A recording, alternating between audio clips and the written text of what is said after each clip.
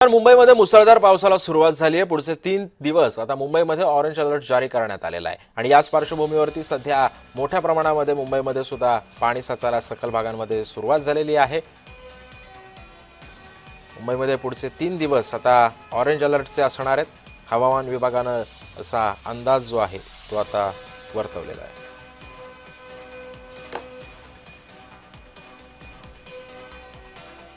मुंबईमध्ये सध्या मुसळधार पावसाला सुरुवात झालेली आहे। सकाळपासूनच या पावसाने हजेरी लावायला सुरुवात केली आहे, त्यामुळे सकाळी कामावर जाणाऱ्यांची मोठी तारांबळ सुद्धा या ठिकाणी झालेली आहे।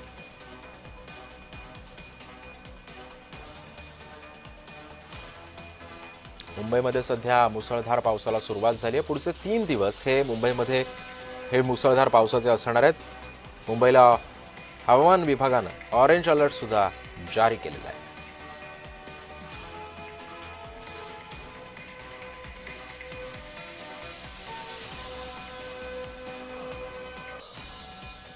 सध्या आपण ही दृश्य पाहतोय।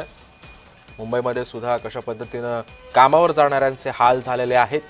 मुसळधार पावसामुळे सखल भागामध्ये सुद्धा पाणी साचलेलं आहे। पाण्यातून वाट काढणं आता या मुंबईकरांना कठीण जात आहे। कामावर जाणाऱ्यांची मोठ्या प्रमाणात गैरसोय झाल्याचं चित्र आपल्याला या ठिकाणी पाहायला मिळत आहे।